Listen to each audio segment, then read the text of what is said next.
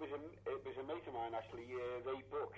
He's still living in England. He lives in Skem, and the idea come from him. We were working at Thorns Coloured Tubes, and them overalls were what we had to wear at the factory, like, you know. Mm-hmm.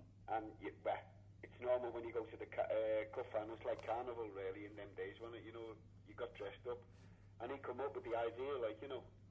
So he come up with the idea, and my missus, she's Dutch, like, she painted. He done some drawings, I done some drawings on them.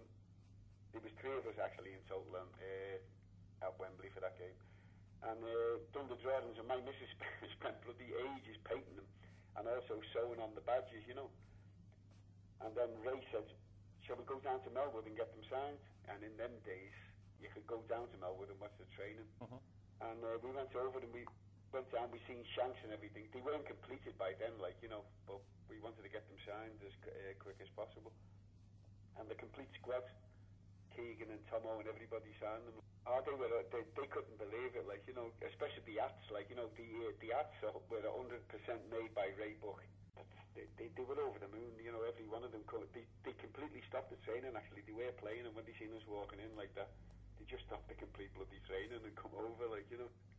And what about Shanks? Did he say anything to you? Or? Yeah, he said at the time, he said it's absolutely amazing. And one little thing, apart from that, we bought them at the cup final. Then that photograph actually was what they put it down in the paper lot that it was taken at the cup final. It wasn't. That was the Charity Shield. Sure. What happened then? I'll be honest with you. I got. There used to be a pub called the Torch when you come out of off this tube, you know, and I had a few pints in there, like, I'll be honest, and I was pretty brammed, and I still don't know, Neil, I'll be honest with you, mate, I still don't know from that day till this day how and what my thoughts went to get on that pitch, because I was that upset that he come to say to sort of thing, like, you know, that was his last game.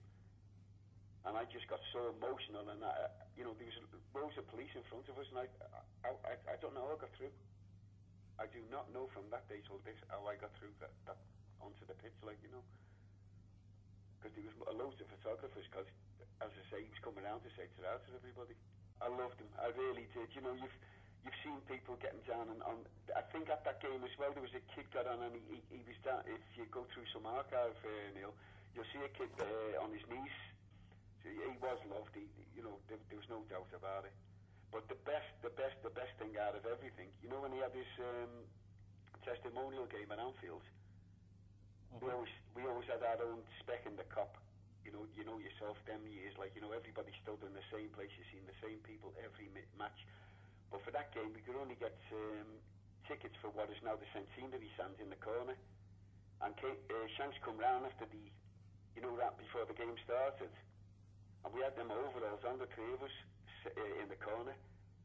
And he just stood there, Neil, this is the God's honest truth, and he said, "You 3, after the match, by the players' entrance." And we went round after the game, and the fella on the door said, "Yeah, we know, come on." And he led us into his the players' party in the bar after the game, like, you know.